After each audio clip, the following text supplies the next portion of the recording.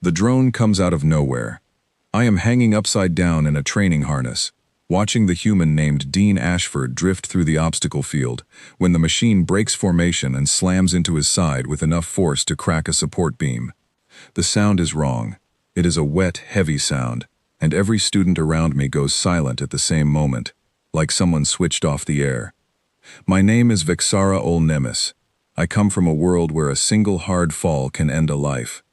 My people build our cities soft, our furniture rounded, our transport slow, because our bodies do not forgive mistakes. So when I see a human body spin through open air and strike solid metal, I do what every sensible creature in that room does. I stop breathing. This story does not begin with drones, though. It begins 3 days earlier, when the Unity Academy accepted its first human student, and none of us knew what that word, human, was going to mean. I remember the morning the announcement came through the Academy feed. Every screen in the dormitory tower lit up at once, and my roommate, a quiet thrall named Botho, nearly dropped his morning nutrient tray. "They are letting one in," he said, staring at the screen like it had insulted him personally. "Letting one what in?" I asked, still half asleep. "A human. Into cohort 7. Our cohort." I sat up fast enough to hurt my spine plates. Every species in the galaxy had heard of humans by then, though almost none of us had met one. They were the newest confirmed sapient species, discovered less than 2 decades earlier, and already they had a reputation that did not match their biology. On paper, humans were unremarkable. Soft skin, no natural armor, no claws, no venom, no special sensory organs beyond the basics. Their lifespans were short, their reflexes average, and their planet was, according to every survey drone that had passed near it, dangerously violent even by its own inhabitants' standards. And yet, there were rumors, half-verified reports from trade stations near human space, stories that sounded too strange to be fully true. A human who kept working after losing 2 fingers in cargo machinery, and only mentioned it at the end of his shift. A human medical team that walked into a burning transport bay without hesitation, dragging out crew members from 3 other species while their own suits melted at the edges. A human negotiator on a border dispute who, when threatened at gunpoint, laughed so hard the soldier lowered his weapon out of confusion. We assumed these stories were exaggerated. Every species tells tall tales about itself. My own people have legends about ancestors who could outthink storm fronts. I did not expect any of it to be real. I certainly did not expect to share a combat drone course with it. Cohort 7 met for the first time in the observation hall 3 days before the incident. There were 9 of us. Botho the Threll, careful and slow to trust. Ilsa Vantry, a Corvidian with feathers that changed color when she felt something strongly, which made her terrible at hiding emotion. The twins from Ophir Minor, Ren and Talia Marsh, who spoke half their sentences to each other in a private dialect. A pale, silent Dren student named Okoro who almost never spoke at all. And me. Then the door opened, and the human walked in. He looked smaller than I expected. Not small exactly, but ordinary, the way a piece of furniture is ordinary. Brown hair, a face that seemed built for smiling, wearing the same gray academy uniform as the rest of us. He had a bag over one shoulder, and a look on his face like he had just heard a joke nobody else was in on. "Hey," he said to the room, raising one hand. Dean Ashford. Sorry if I smell weird. My quarters ran out of hot water this morning." Nobody answered right away. Ilsa's feathers flickered a nervous yellow. Botho stared at the human's hands, probably checking for hidden weapons, which was a habit half our cohort shared without admitting it. I was the one who finally spoke. "You are the human," I said, which was an obvious and unhelpful thing to say, but it was the only sentence in my head. "Last time I checked," Dean said, grinning, and sat down at the only open seat, which happened to be beside me. For the first week, nothing unusual happened. Dean attended lectures on interspecies law, ate his meals with visible enjoyment, even when the academy food dispensers gave him something clearly meant for a different digestive system, and asked more questions in class than the rest of us combined. He was curious in a way that made instructors nervous, the kind of curious that leads to questions like, "Why does your species evolve shells instead of running away?" Which is a fair question, but not one anyone wants asked out loud in a room full of thrall. What struck me most, in that first week, was how often he laughed. Not politely. Not the careful social laugh some species use to signal agreement. He laughed when something was funny, loudly, sometimes doubled over, and he laughed at things that made no sense to laugh at. He laughed when he tripped over a supply crate in the hallway. He laughed when a professor corrected his pronunciation of a Corvidian greeting in front of the whole class. He laughed once when he burned his hand slightly on a heating unit in the shared kitchen, shook it out, muttered something about hot pans and kept cooking. Ilsa asked him about it directly, because Corvidians do not believe in subtlety. "Are you unwell?" she said, feathers shifting a worried gray. "You laugh at pain. This is not a healthy response." Dean considered the question seriously, which surprised me. "Honestly," he said, "I don't really know why we do it. Some scientist back home would probably tell you it's a stress response, like your body needs somewhere to put the tension, so it comes out as a laugh instead of a scream. Or maybe it's just that getting hurt is annoying, and laughing is easier than getting mad about it." "It seems dangerous," Ilsa said, "to laugh instead of stopping." "Maybe," Dean said, shrugging, "but stopping doesn't fix anything. Might as well laugh while you deal with it." I did not think much of this conversation at the time. It seemed like harmless human philosophy, the kind of thing every species has some version of. My people have a saying too, that pain shared is pain halved, though we usually mean it about literally splitting the cost of medical care between family members, since our treatments are expensive and our bodies are fragile. It was the fragility that worried me most, watching Dean during that first week. Not his fragility, ours. Every training exercise at the academy was designed for a range of species with wildly different tolerances, which meant the instructors had to calibrate everything to the most careful setting, so that even the sturdiest species would not be harmed by accident. Human tolerances, we were told, were still being studied. Nobody had enough data yet to know exactly where the line was for what a human body could withstand. This is important, because it explains why the drone course was set to a low-intensity setting. It also explains why, when the drone malfunctioned, nobody expected the impact to matter as much as it did. The morning of the incident began normally enough. We gathered in the training bay, a wide chamber with a floating grid of practice drones, designed to simulate incoming projectiles at low, controlled speeds. The exercise was simple in theory. Each student would move through the obstacle field while drones approached from random angles, and we were meant to dodge, weave, and use basic defensive movement to avoid contact. It was meant to build reflexes, not test durability. The drones were padded. The speeds were slow. Nobody expected injury. Botha went first, moving with the careful, deliberate steps of someone whose ancestors had learned that speed and safety rarely mix.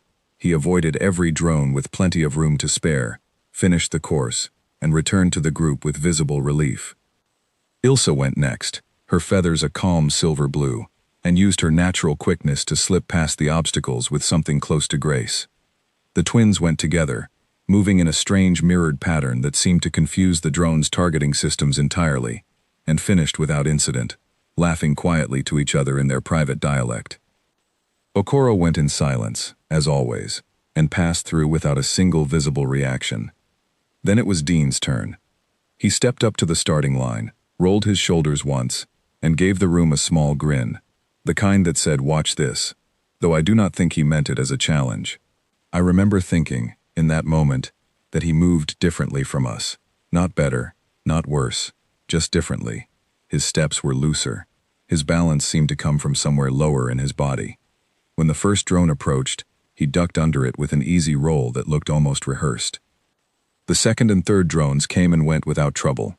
He was smiling the whole time, clearly enjoying himself, and for a moment, I found myself relaxing, thinking that this was simply another ordinary exercise, no different from the ones before it.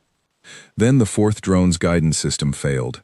I did not understand what was happening until it was already too late to matter. The drone, instead of curving away as it was programmed to do, accelerated directly toward Dean's position at a speed far beyond the calibrated setting. There was no time for him to see it coming. There was no time for anyone to shout a warning. The machine struck him at an angle just below his shoulder, and the force of it sent him spinning through the air before his body collided with one of the support beams lining the edge of the training bay. The sound of that impact is something I do not think I will ever stop hearing when the room goes quiet. For a long moment, Nobody in Cohort 7 moved. Ilsa's feathers went white, a color I had never seen on her before, which I would later learn was the Corvidian equivalent of complete shock. Botho made a small strangled sound and covered his eyes with both hands. The twins gripped each other's arms so tightly their claws left marks. Even Okoro, who never reacted to anything, took a full step backward. I remember thinking, with the strange clarity that sometimes comes in terrible moments, that I was watching a person die in front of me, on the third day I had known him, in a room that was supposed to be safe. Dean lay still against the base of the support beam. His arm was bent at an angle that made my own bones ache just looking at it. There was a dark red mark spreading across the pale gray fabric of his sleeve. The instructors were already moving, their voices sharp with urgent commands, calling for medical response, calling for the drones to power down, calling for the training bay to be cleared. I did not clear the bay. I could not make my legs work. And then, from the floor, came a sound that none of us expected. It was quiet at first, a short exhale that might have been pain. Then it grew, unmistakably, into a laugh. Every student in that room turned to stare, because the sound coming from the human on the floor was not a scream, and it was not silence, and it was not any of the things our bodies would have made in his position. It was laughter, real and full, shaking his shoulders even as his face twisted with what was clearly discomfort. "Okay," Dean said, his voice tight but somehow still amused. That one hurt. Nobody answered him. I do not think anyone in that room had words for what we were watching. The instructors arrived at his side, kneeling down, already reaching for emergency medical equipment, their voices sharp with concern. Dean waved one hand weakly at them, still laughing under his breath, and said something I would think about for a very long time afterward. "Give me a second," he said. "I think I know how to fix this." I did not understand what he meant. None of us did. We stood at the edge of the training bay, frozen, watching a species we barely understood do something none of our own bodies would ever have allowed, and for the first time since arriving at the Unity Academy, I felt something closer to fear than curiosity. Not fear of Dean. Fear of what it meant that his species could take a hit like that, and still find something to laugh about. The instructors were shouting for him to stay still, to wait for the medical team, to not move his arm under any circumstances, and Dean was nodding along in a way that made it very clear he was going to do exactly the opposite of what they asked. Ilsa's feathers had gone from white to a trembling, uncertain gray. Botho still had his hands over his eyes. The twins were whispering to each other so fast I could not follow the words. I found myself stepping closer, against every instinct my body had, because some part of me needed to understand what was happening. I had never seen a creature react to injury this way. In my culture, an injury of that severity meant immediate stillness, immediate care, immediate fear, because movement could make things so much worse. Dean, still sitting against the support beam, looked up and caught my eye. His face was pale under the strain, sweat beading along his forehead, but the grin had not fully left his expression. "You look worried," he said, which struck me as an absurd thing to say to the person who was clearly the one in danger. "You are injured," I said, because it seemed important to state the obvious, in case he had somehow missed it. "Yeah," he said, and laughed again, shorter this time, more of a wince than an actual laugh. "Little bit." The training bay doors opened, and the medical team arrived at a run, 3 figures in pale blue uniforms carrying scanning equipment and stabilizer packs. The lead medic, a tall Vantali woman with silver markings along her jaw, dropped to her knees beside Dean and immediately began running a scanner across his shoulder. "Do not move," she said, her voice firm. "Fracture along the upper joint, possible dislocation. We need to stabilize before any transport." "Right," Dean said. "About that." And before any of us understood what he was about to do, before the medic could react, before I could even fully process the sentence he had just spoken, Dean planted his good hand against the support beam, gritted his teeth, and shifted his injured shoulder, with a motion so sudden and so deliberate that the sound it made echoed through the entire training bay. I will describe what happened next in the next part of this account, because in the moment itself, I could not fully understand what I was seeing. I only remember the sound, and the silence that followed it, and the fact that every single student in Cohort 7, myself included, had gone completely and utterly still, None of us had ever seen anything like it. None of us had words for it yet. All I knew, standing at the edge of that training bay with my breath caught somewhere in my chest, was that the galaxy's newest species had just done something that broke every rule my body understood about survival, and he had done it while laughing. The sound Dean made when he shifted his own shoulder is not something I can fully describe, even now. It was not a scream. It was closer to a short, sharp grunt, the kind of sound a person makes when lifting something heavy, followed immediately by a long breath out through his teeth. Then, impossibly, he rolled his shoulder in a slow circle and let out a low whistle. "There we go," he said. "Better." The medic staring at him had gone completely still, her scanner hovering uselessly in one hand. I do not think she had moved a single muscle since he had done it. Around the training bay, the rest of Cohort 7 stood in a similar state, and for a long moment, the only sound was the quiet hum of the overhead lights and the distant mechanical whir of the drones being powered down. "What?" the medic finally said. "Did you just do?" "Popped it back in," Dean said, as if this were an obvious and unremarkable answer. "It was out of the socket. Kind of. I've done this before. It's not a big deal." "It is a very large deal," the medic said, her voice rising slightly. "You do not perform field reduction on a joint injury without proper stabilization. You could have caused permanent damage. You could have severed something important." "Could have," Dean agreed cheerfully. "Didn't, though. I want to explain, for anyone who has never lived among fragile-bodied species, exactly why this reaction terrified us so completely. On my world, an injury like the one Dean had just suffered would mean weeks of careful treatment, specialized machinery, and a recovery period measured in cycles rather than days. The idea of a person simply reaching over, adjusting their own broken joint, and continuing about their day was not just unusual to us. It was almost incomprehensible, like watching someone casually reassemble a piece of themselves that should have required an entire medical team and a controlled environment. Ilsa was the first of us to find her voice again. Her feathers had shifted from white to a deep, agitated blue, the color Corvidians use when they are trying very hard not to panic.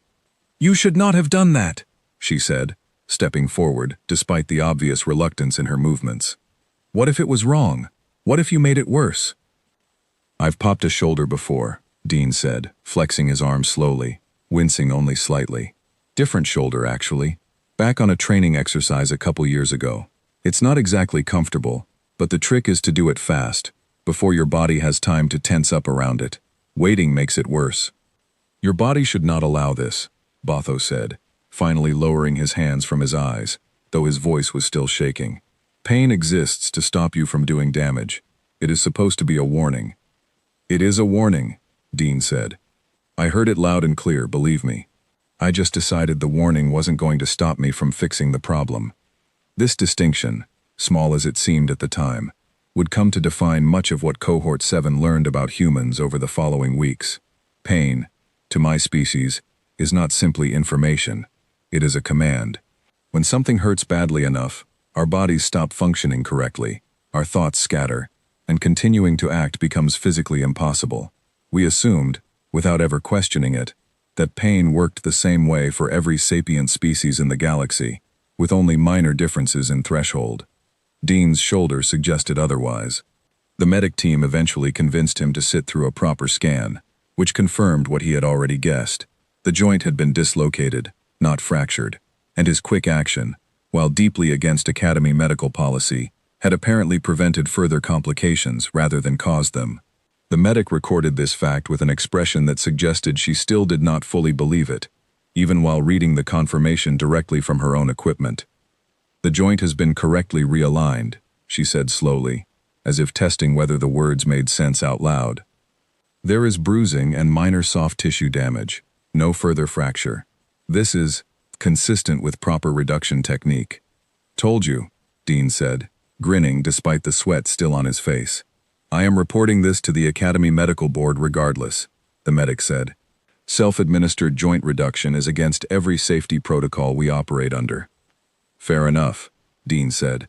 "Report away. Can I still go to my afternoon class?" The medic looked at him the way one might look at a puzzle, with a piece that did not fit any of the expected shapes. You should rest, she said. I will, Dean said. After class. He did not, as far as I later learned, actually rest after class. But that detail would come later, and it was far from the strangest thing we would learn about him that day. What I remember most clearly from the immediate aftermath is the walk back to the dormitory tower. The training session had been suspended for the remainder of the day, while the academy investigated the drone malfunction, and Cohort 7 was released early, still visibly shaken by what we had witnessed. Dean walked with us, his arm held slightly differently than before, but otherwise moving as if nothing unusual had happened at all. Nobody spoke for the first several minutes of the walk. I kept glancing at him sideways, trying to reconcile the image of him lying against that support beam, arm bent wrong, with the image of him now, strolling down the corridor discussing something completely unrelated with the twins about a food dispenser malfunction from the previous week. It was Okoro, of all people, who finally broke the silence. Okoro rarely spoke, and when he did, it was usually short and precise, so the entire group turned toward him when he finally addressed Dean directly. Does it hurt? Okoro asked. Now, currently. Dean considered the question honestly, which I had noticed he tended to do, rather than simply offering a reassuring answer to make everyone feel better. Yeah, he said. It hurts. Pretty good amount, actually. But it's a different kind of hurt than before. Before, it was sharp, like something was actively wrong. Now it's more like a deep ache, the kind that tells you something is healing, instead of something is breaking. You can tell the difference, Okoro said, not quite a question. Most of us can, yeah, Dean said. I mean, not perfectly, not like a doctor could, but you learn to recognize the general shape of it. Sharp and sudden usually means new damage. Dull and constant usually means recovery. It's not exact science, but it helps you make decisions. What decisions? Ilsa asked, her feathers still a wary, unsettled color. Like whether to keep moving or whether to stop, Dean said. Whether something needs a professional, or whether you can handle it yourself. Whether it's worth panicking about or not. And you decided this was not worth panicking about, Botho said, his tone somewhere between disbelief and something almost like admiration. I mean, it kind of was for a second, Dean admitted.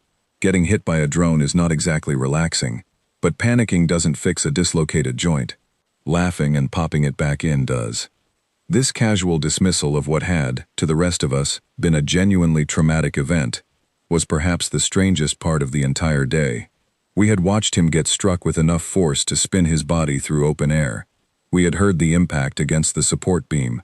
We had seen his arm bent at an angle that suggested serious, possibly permanent injury, and within minutes, he had assessed the damage, corrected it himself, and was now walking to his afternoon class, as though the entire event had been a minor inconvenience, rather than a crisis.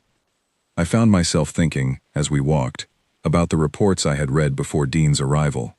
The rumors of humans working through severe injuries, the stories of soldiers and workers who continued functioning after wounds that would have ended the careers, or the lives, of members of most other species. I had assumed these stories were exaggerations, the kind of legend that grows in the retelling. Watching Dean walk beside me, favoring his arm only slightly, laughing quietly at something Ren had said, I began to understand that the stories might not have been exaggerated at all. They might have been understated. That evening, our cohort gathered in the shared common room of the dormitory tower, ostensibly to study for an upcoming examination on interspecies diplomatic protocol, though in reality, almost none of us could focus on anything except what we had witnessed that day. Dean arrived last, having stopped by the medical wing for a follow-up scan, his arm now secured in a light support brace that the medics had insisted on, despite his repeated assurances that he felt fine. They made me wear this, he said, holding up the brace with a slightly embarrassed expression. Said if I take it off before tomorrow, they're reporting me to the dean of students. Ironic, given my name. Nobody laughed at the joke, mostly because none of us understood it, which Dean seemed to find even funnier than the joke itself. I do not understand how you are making jokes, Ilsa said, setting down her study tablet. You were injured today. Seriously injured. I mean, yeah, Dean said, settling into a chair with a small wince. But I'm also fine now. Or fine enough. Making jokes doesn't mean I'm not taking it seriously. It just means I don't want to sit around feeling terrible about something that's already handled. On my world, Botho said slowly, an injury of that severity would require a full medical leave, weeks of rest, careful monitoring. The idea of walking it off, as you say, would be considered deeply irresponsible. Different bodies, different rules, I guess, Dean said, shrugging his uninjured shoulder. Humans get hurt a lot, historically. Like, a lot. Our whole history is basically one long story of people getting injured and figuring out ways to keep going anyway. I think it just became part of how we're built, eventually. Not that we don't feel it. We feel it plenty. We just don't let it stop us as easily as maybe other species do. I asked him, that evening, the question I had been turning over in my mind since the training bay. Are you afraid of anything? I said. At all. Dean looked at me for a long moment, and for the first time since I had met him, the easy humor faded from his expression, replaced by something more thoughtful. Yeah, he said quietly. Plenty of things.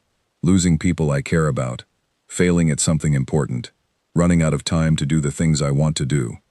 Just because I don't scream when I get hurt doesn't mean I don't feel fear.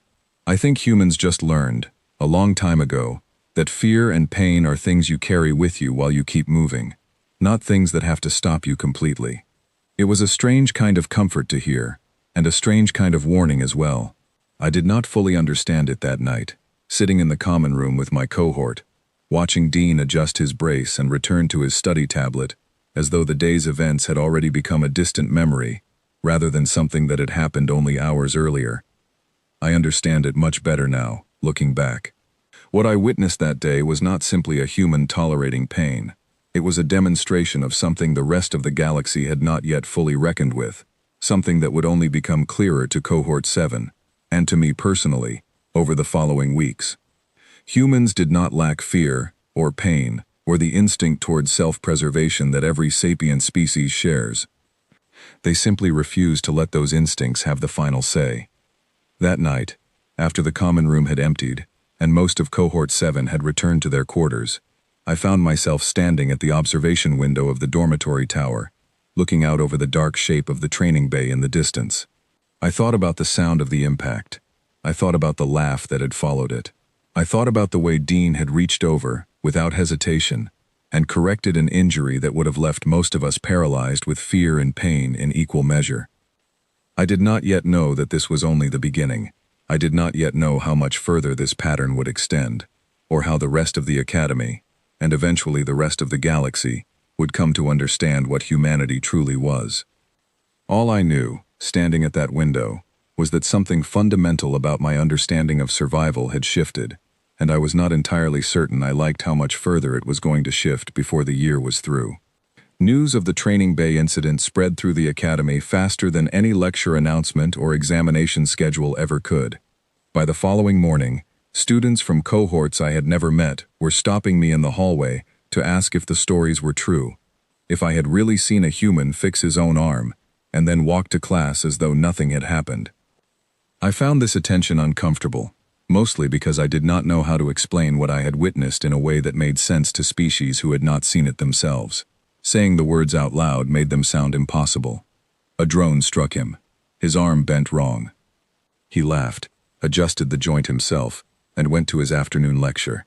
Every time I said it, I watched the listener's expression shift from curiosity to disbelief to something like quiet unease, the same progression I imagined my own face had gone through the day before. Dean, for his part, seemed almost embarrassed by the attention.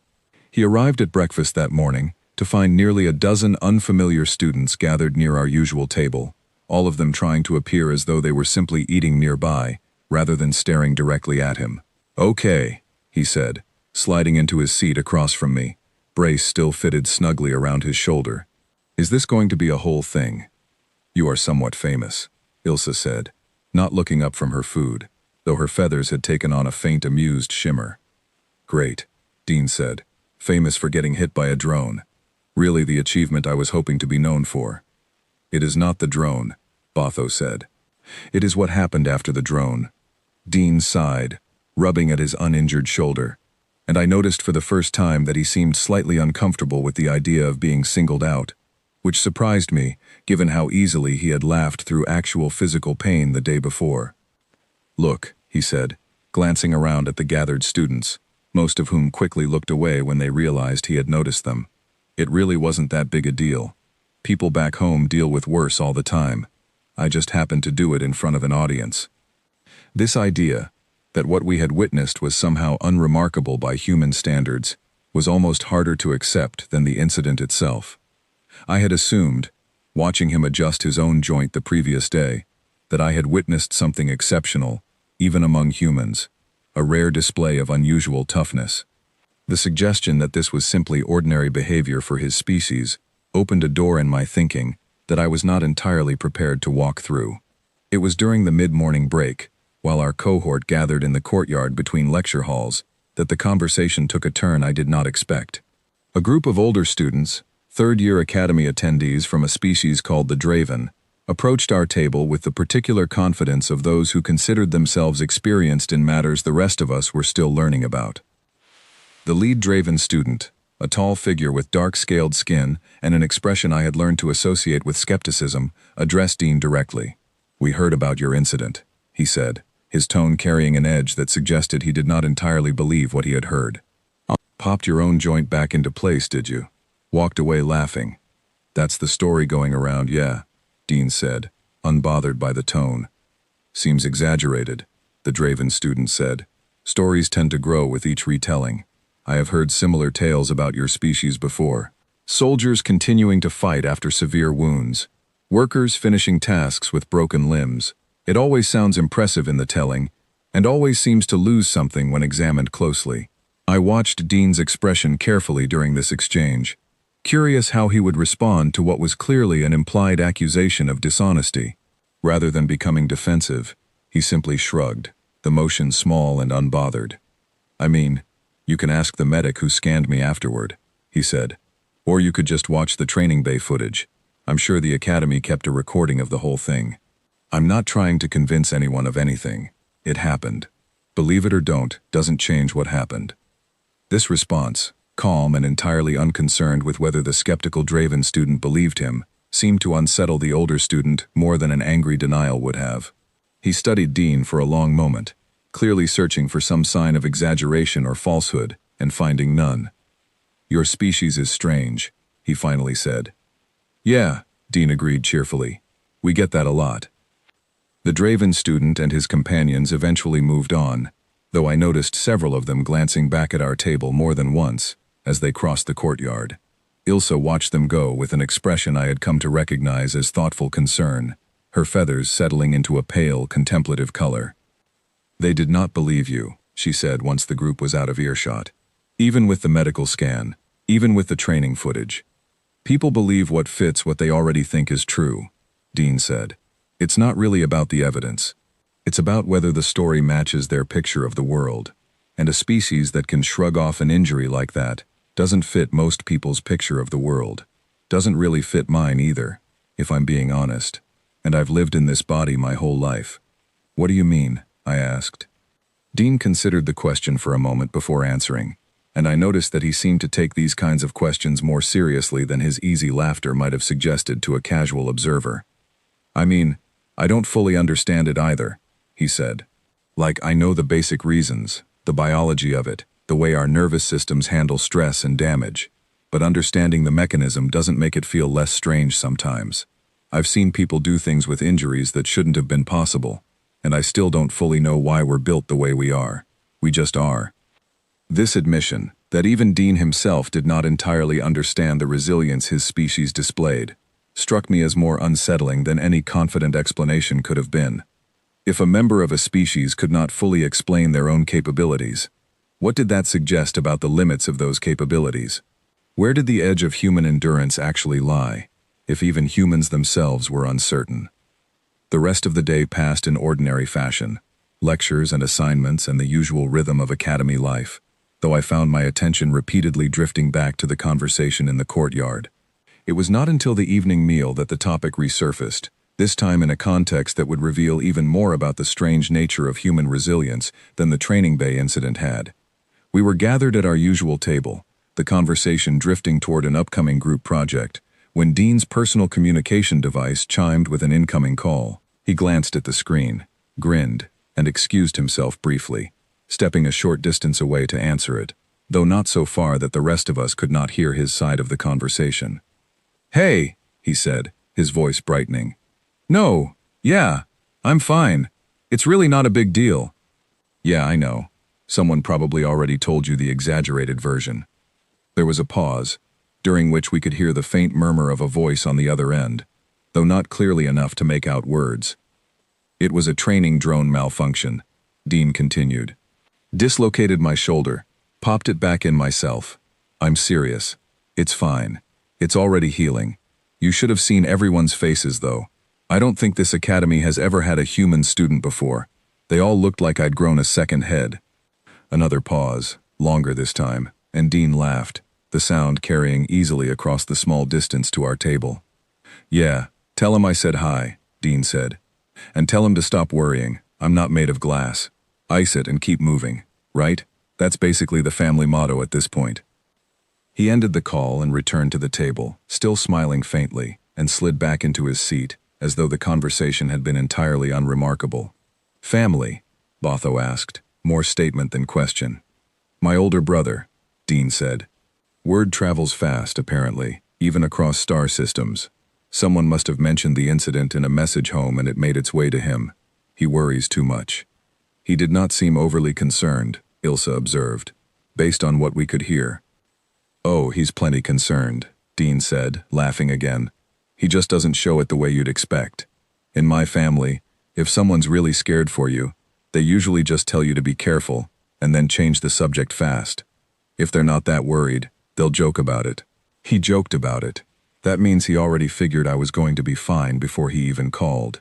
This layered, indirect way of expressing concern was another piece of the puzzle that Cohort 7 was slowly assembling about human behavior.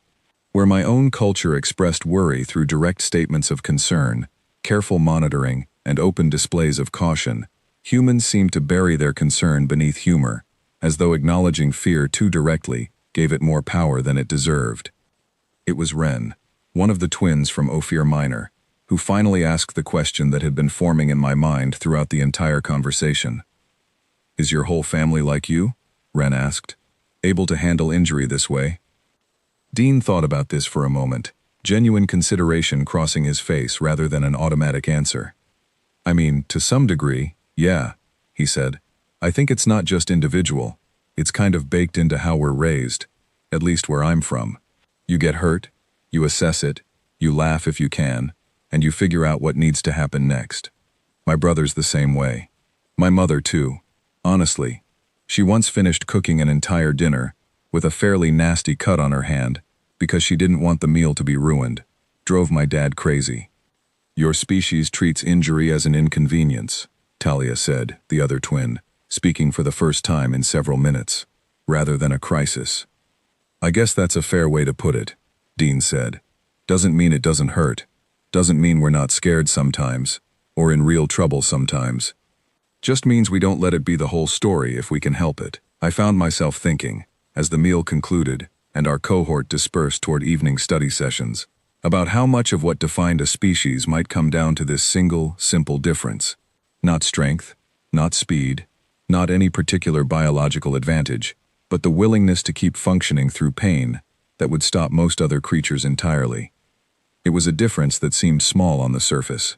A shrug instead of a scream. A joke instead of a retreat. But sitting there, watching Dean laugh easily with his cohort while his shoulder still ached beneath its brace, I began to understand that this small difference might be the most significant thing about humanity that the rest of the galaxy had yet to fully comprehend. The Academy, I would learn over the following days, was about to comprehend it in a much more direct and unavoidable way.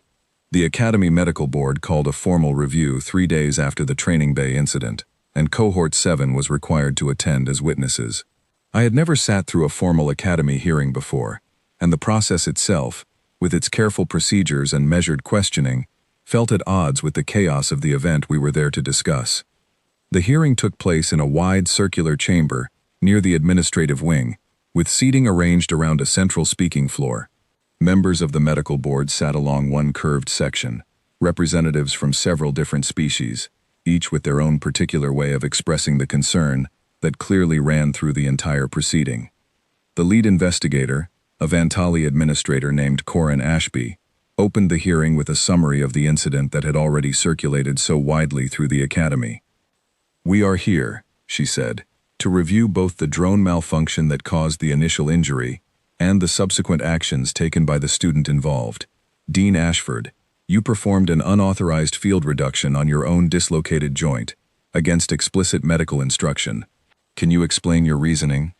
Dean, seated at the center of the speaking floor, looked entirely unbothered by the formality of the setting, though I noticed he had made an effort to sit up straighter than his usual relaxed posture.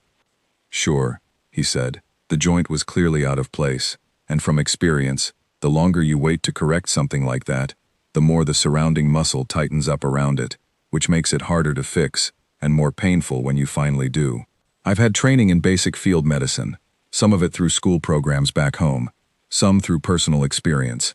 I made a judgment call that fixing it immediately was better than waiting for a medical team that was still several minutes away." "You had no way of confirming the extent of the injury," Corin Ashby said. "You could not know whether the joint had also sustained a fracture, which would have made your actions significantly more dangerous." "That's fair," Dean said. "I was working off feel, not a scan. But I've dislocated joints before, and this felt the same. If I'd felt something that suggested a break, I would have waited. It's a judgment call, and I understand it's not one your policies allow for, but where I'm from, that kind of decision-making is pretty normal in emergency situations."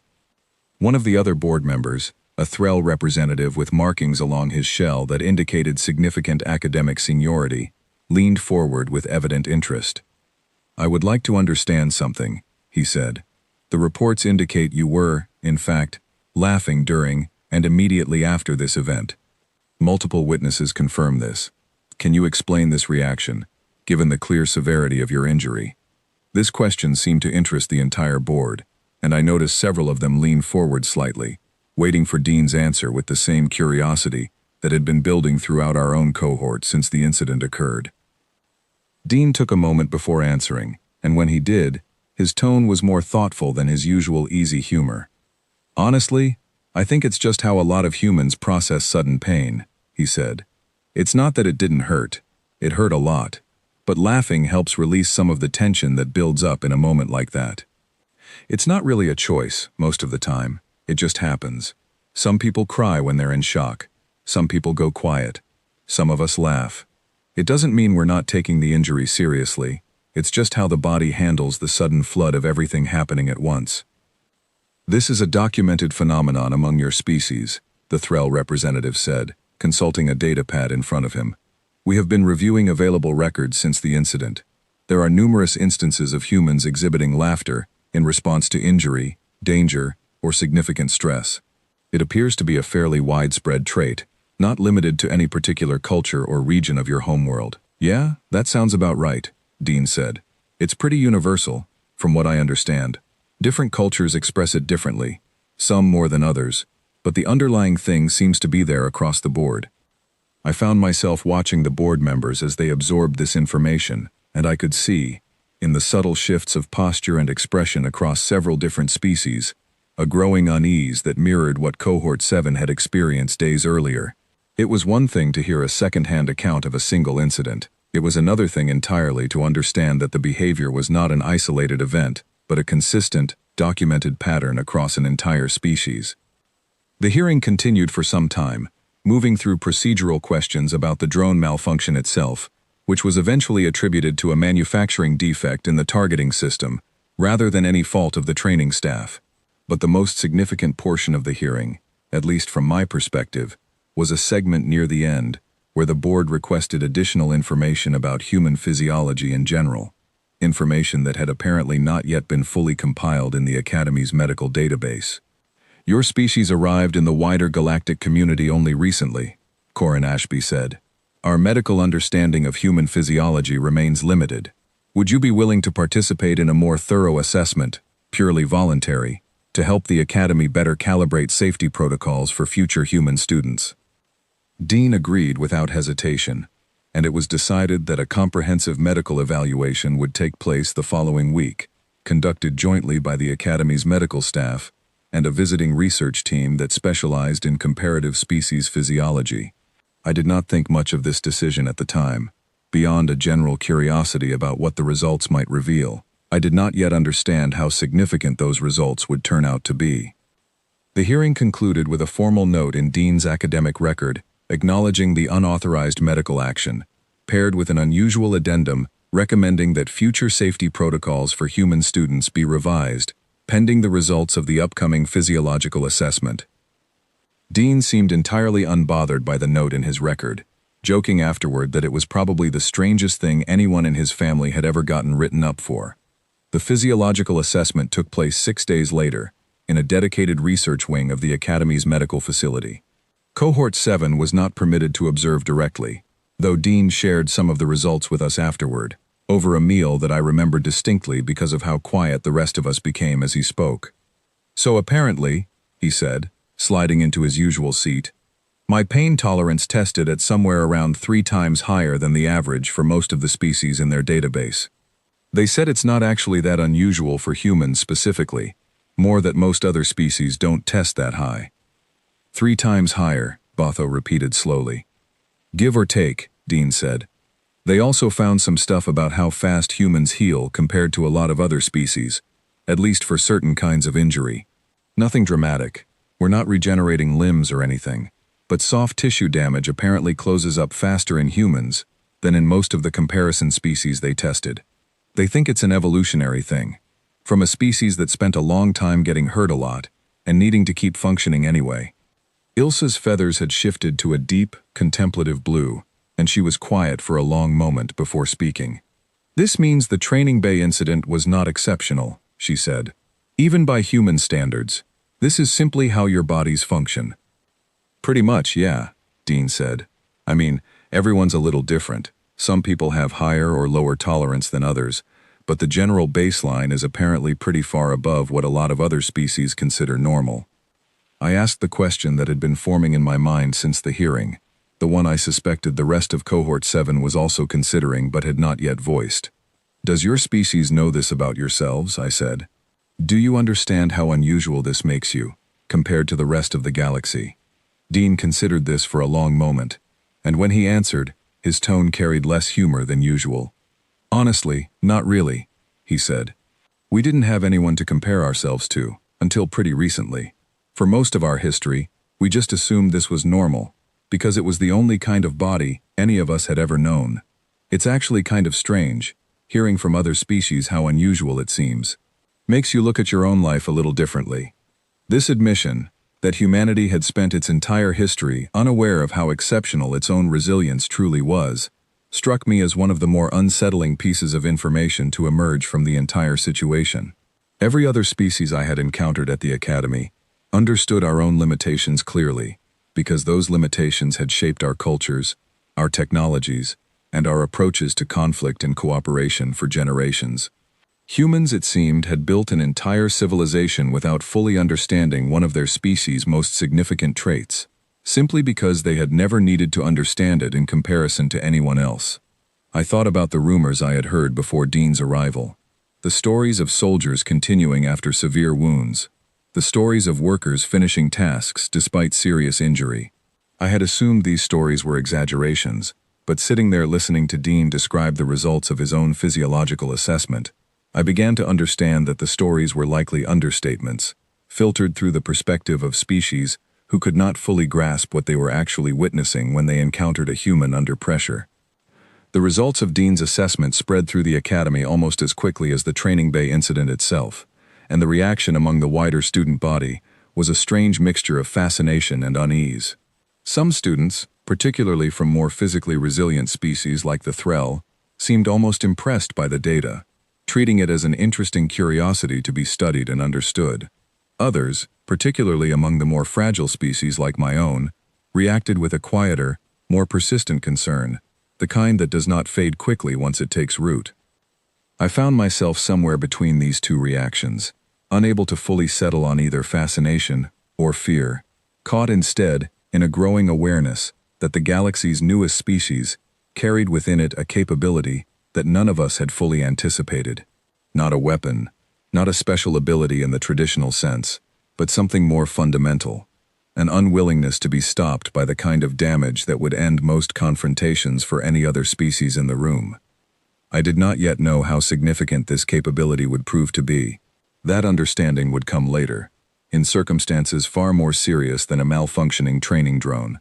Circumstances that would reveal exactly why the wider galaxy had been right to feel uneasy about humanity's arrival among the stars. The circumstances I feared arrived nearly a month after the physiological assessment, during a joint academy exercise that was meant to simulate a rescue scenario rather than test combat readiness. It began as an ordinary field exercise, and it ended as something that permanently changed how Cohort 7, and eventually the entire academy, understood what humanity was capable of when actual stakes were involved. The exercise took place in a large environmental simulation chamber, a facility designed to recreate various planetary conditions for training purposes. That week's scenario involved a simulated structural collapse, requiring student teams to navigate through unstable terrain, locate designated rescue targets represented by training mannequins, and extract them safely within a set time limit. It was considered a moderate difficulty exercise, appropriate for second and third year students, though Cohort 7 had been included as observers to gain early exposure to more advanced training scenarios. Dean, along with 3 other students from an advanced cohort, had been assigned to the active exercise team, while the rest of us watched from an observation platform overlooking the simulation chamber. I remember feeling a small measure of unease as the exercise began, a leftover caution from the training bay incident weeks earlier, though nothing about the scenario suggested any particular danger beyond the usual training risks.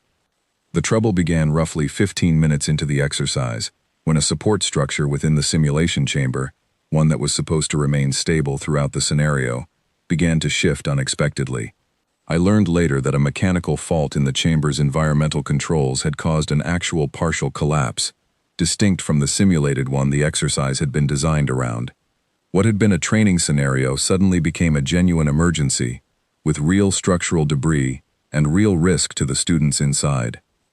From the observation platform, I watched as one of Dean's teammates, a young Corvidian student, became trapped beneath a section of collapsed framework, her wing pinned at an angle that clearly caused significant pain, even from our distant vantage point. The other 2 students on the team, understandably shaken by the sudden shift from simulation to genuine crisis, hesitated, uncertain how to proceed given that the exercise protocols had not accounted for actual danger. Dean did not hesitate. I watched him move toward the trapped student without any visible pause for consideration, immediately assessing the collapsed framework and beginning to work at the section pinning her wing. The chamber's alarm system had activated by this point, warning of further potential instability, and the instructors were already moving toward emergency shutdown procedures, though the process would take several minutes to complete safely. Through the observation platform's audio feed, I could hear Dean speaking to the trapped student in a calm, steady voice, entirely different from his usual easy humor, though still carrying an undercurrent of reassurance. "Hey, look at me," he said. "I need you to stay still, okay? I'm going to get this off you, but you can't move your wing while I do it. Understand?" The Corvidian student, clearly in significant distress, managed a shaky affirmative response, and Dean began working at the debris with an intensity I had not seen from him before. The framework section was heavy, clearly beyond what a single person should have been able to shift without proper equipment, but Dean continued regardless, bracing himself against a stable section of the collapsed structure and applying steady, forceful pressure. I remember Ilsa, standing beside me on the observation platform, gripping the railing so tightly her feathers had gone entirely white. "He cannot lift that," she said, her voice tight with concern. "The structural mass alone should be beyond human capability." But he did lift it, or at least shifted it enough to free the trapped student's wing, and in the process, I watched a jagged edge of the broken framework cut deeply across his forearm, a wound that even from the observation platform was clearly serious, dark red, immediately visible against his uniform sleeve. He did not stop. He continued working the debris aside, freeing the injured student fully, and then, rather than attending to his own visibly bleeding arm, he helped her to her feet and guided her toward the chamber's exit, supporting her weight against his uninjured side as they moved away from the still unstable section of the collapsed framework. Only once the student had been safely handed off to the arriving medical team did Dean finally look down at his own arm, and even then, his reaction was not what any of us expected. He laughed. It was a short laugh, breathless and clearly strained, nothing like the easy humor he usually carried, but unmistakably the same reaction we had witnessed in the training bay weeks earlier. He glanced up toward the observation platform, perhaps sensing that we were watching, and offered a brief, tired grin, before allowing the medical team to finally address the wound on his arm. The chamber's environmental systems completed their emergency shutdown shortly afterward, and the exercise was declared concluded, with the Academy immediately launching an investigation into the mechanical fault that had caused the actual structural failure. Cohort 7 was ushered back toward the dormitory tower, while medical teams tended to the injured students, and it was several hours before we saw Dean again, his forearm now properly treated and wrapped, sitting in the common room, with an expression that suggested he was thinking through the events of the day, rather than simply moving past them as he usually did. "You could have been seriously hurt," I said, sitting down across from him, unable to fully articulate the mixture of concern and something closer to awe that I had felt watching him work through the crisis. "Yeah," Dean said quietly. "I know. Wasn't really thinking about that in the moment, though. She was hurt worse, and getting worse, the longer that framework stayed on her wing. Didn't really seem like there was time to think it through carefully." "You did not hesitate," Botho said, his tone carrying a note of something I had not heard from him before, a kind of respect that had been noticeably absent in his earlier caution around Dean, even knowing the risk to yourself. "I mean, hesitating doesn't really help anyone in that kind of situation," Dean said. "You see someone in trouble, you help, and you sort out how you're feeling about it afterward. That's kind of the whole point." Ilsa, whose feathers had finally settled back into their usual calm coloring, studied Dean for a long moment before speaking. "This is what the stories were describing," she said slowly, "before you arrived. The reports of humans continuing through injury to help others. I assumed they were exaggerated. I no longer believe that. They probably were a little exaggerated, in the details," Dean said, managing a faint smile despite his obvious exhaustion. "But the general shape of it, yeah, that part's usually pretty accurate." I found myself thinking, in the quiet that followed, about how much had changed in the weeks since Dean's arrival at the Academy. We had begun as a cohort deeply uncertain about our newest member, uncertain whether his species' unusual resilience represented something to be admired, feared, or simply misunderstood. Watching him work through the chamber collapse, laughing through a wound serious enough to require immediate medical attention, I understood that the answer was likely all three at once. Humans were not invulnerable. Dean's arm, wrapped tightly in medical bandaging, was clear proof that his species could still be hurt, still bleed, still suffer genuine damage from the world around them. But the manner in which they responded to that damage, the refusal to let pain dictate their actions in moments that mattered most, suggested a species built around a kind of endurance that the rest of the galaxy had not yet fully learned to account for. The Academy's investigation into the chamber malfunction concluded within a few days, attributing the failure to an aging support system that had not been properly maintained, an oversight that would be corrected before any future exercises took place in that facility. Dean received formal recognition for his actions during the crisis, an honor that seemed to embarrass him more than any of the earlier attention surrounding the training bay incident. "I really didn't do anything special," he insisted, when the Academy's administration presented him with a formal commendation during a small ceremony attended by Cohort 7 and several Academy officials. "Anyone would have done the same thing." "Not everyone," Corin Ashby said, the same administrator who had led the earlier hearing into the training bay incident. "Very few species would have continued working through an injury of that severity without pause. This is precisely the pattern we have been documenting since your assessment. It appears to be, as you say, simply how your species operates." Dean accepted the commendation with visible discomfort, and later that evening, back in the common room with Cohort 7, he seemed eager to move past the entire subject. "Can we talk about literally anything else?" he said, half joking, half genuinely tired of the attention. I already have a whole file about my pain tolerance. I don't need a trophy for it, too. We did, eventually, move on to other topics, though I noticed that the conversation carried a different quality than it had before the chamber incident.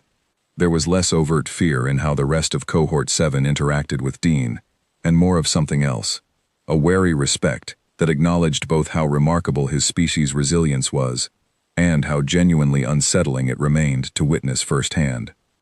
I did not fully understand, that evening, how significant this shift in understanding would become. It would take one final event, weeks later, for the full scope of what humanity represented to become clear, not just to Cohort 7, but to the wider Academy, and eventually to representatives from species far beyond our small corner of the galaxy. The final piece of this story, the part that changed how the wider Academy understood humanity for good, arrived not through another accident, but through a formal visit from a delegation of senior galactic representatives, arranged to review the growing body of research on human physiology that had accumulated since Dean's arrival. By this point, nearly 2 months had passed since the training bay incident. Dean's shoulder had healed completely, his forearm carried only a thin, fading scar, and Cohort 7 had settled into a rhythm that felt, to me at least, more genuinely comfortable than the cautious uncertainty of our first weeks together. I had come to think of Dean less as an unpredictable variable and more as simply another member of our cohort, one whose particular strangeness had become familiar rather than alarming. The delegation's visit changed the tone of things once again, though in a different way than the earlier incidents had. They arrived on a bright morning, 6 representatives from various species across the galactic community, along with a small research team tasked with compiling a comprehensive report on human capabilities based on the Academy's observations. Cohort 7 was asked to participate in a series of interviews, sharing our first-hand experiences of Dean's presence among us, and I remember feeling a strange mixture of pride and unease as I recounted the training bay incident to a panel of listeners who had clearly heard some version of the story already, but wanted to understand it directly from those who had witnessed it. "You saw this event firsthand," one of the representatives asked me, a Vantali researcher with careful, measured questions. "Describe your immediate reaction." "I believed I was watching someone die," I said honestly. The impact, the sound, his arm bent at an angle no undamaged joint should allow. Every instinct I possessed told me the situation was catastrophic. "And his reaction?" the researcher pressed. "He laughed," I said. Then he corrected the injury himself and walked to his afternoon lecture. The researcher made a note, though I could see from her expression that this was not new information to her. What she seemed to be searching for, throughout the entire interview, was not simply confirmation of the events themselves, but some deeper understanding of what those events implied about the species involved. It was during a later session, one that Cohort 7 attended together as a group discussion with the visiting delegation, that the true weight of the situation finally became clear to me. The lead representative, an older Threll academic with decades of experience studying comparative species behavior, addressed the group directly. "We have spent considerable time compiling data on your cohort's newest member," he said. "The pattern is consistent across every documented incident: significant injury, followed by minimal incapacitation, followed by continued function, often accompanied by what your species terms humor. This is not an isolated trait. It appears to be fundamental to human physiology and psychology alike." "We already knew this," Ilsa said, her feathers a calm, steady color that suggested she had grown considerably more comfortable with the subject over the preceding weeks. "We have lived alongside it for 2 months." "Yes," the Threll academic said, "but I do not think you fully understand the implications, even having witnessed it directly. Consider what this means beyond the specific incidents you have described. A species capable of sustaining significant injury without losing functional capacity. A species whose response to pain does not include the kind of incapacitation that ends conflicts among most other sapient life. A species that, by its own admission, does not yet fully understand the limits of its own endurance." The room grew quiet as the weight of this observation settled over the gathered students. I found myself thinking back to that first day, watching Dean walk into our observation hall, ordinary and unremarkable in every visible way, and comparing it to everything we had learned since. "You make it sound like a threat," Botho said carefully. I make it sound like an unknown, the Threll academic corrected. And unknowns of this magnitude deserve careful attention, not fear. Your species have encountered a new member of the galactic community, whose capabilities do not fit familiar patterns.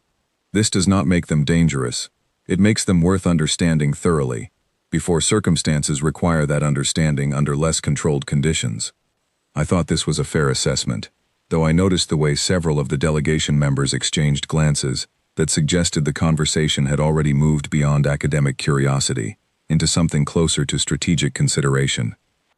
Humanity had arrived in the galactic community only recently, and already, in the space of a single academy term, they had demonstrated a capacity for endurance that unsettled species who had spent generations calibrating their understanding of strength, resilience, and the limits of the sapient body. Dean, when he learned of the delegation's findings later that day, seemed genuinely surprised by the level of attention his presence had generated. "I really am just a regular guy," he said, over the evening meal, shaking his head slightly. "I'm not special, even by human standards. There are people back home who'd make my whole situation look pretty tame by comparison." "That is precisely what concerns them," I said, and I meant it, though not unkindly. "If you represent an ordinary example of your species, the implications extend far beyond any single individual." Dean considered this for a long moment, and for once, his usual easy humor gave way to something more contemplative. "I guess I never really thought about it that way," he said. "Back home, nobody blinks twice at someone shrugging off an injury and getting back to work. It's just normal.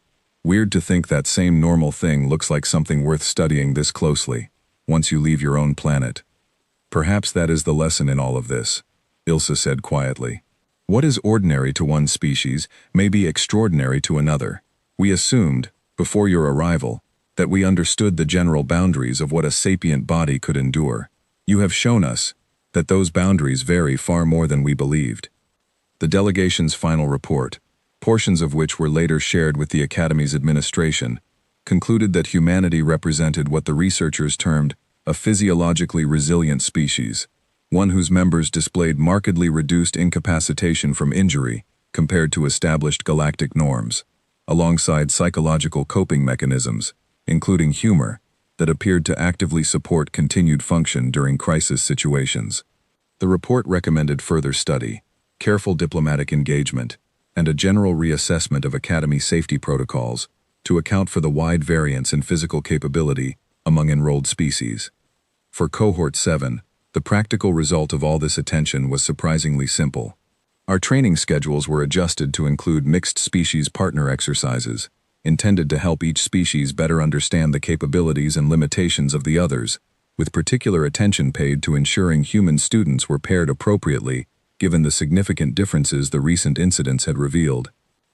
I remember the day our updated training schedule was posted, and the small, wry smile that crossed my face when I saw that I had been assigned as Dean's primary training partner for the upcoming term. "Looks like we're stuck together," Dean said, reading the same notice over my shoulder, grinning in the easy way that had become so familiar to me over the preceding months. "It appears so," I said. "Try not to get struck by any more malfunctioning drones. I do not think my own nervous system can withstand another such demonstration." "No promises," Dean said, laughing, "but I'll do my best." Looking back now, months after that first unsettling day when a human walked into our cohort and upended everything we thought we understood about sapient endurance, I find myself thinking less about the fear that initial uncertainty produced, and more about what it taught me. Humanity did not arrive among the stars as conquerors or monsters, despite the unsettled murmurs that followed their early encounters with the wider galactic community. They arrived as something both simpler and stranger than that. A species built to keep moving through pain that would stop nearly anyone else, carrying that endurance so lightly that they barely seemed to notice how remarkable it truly was.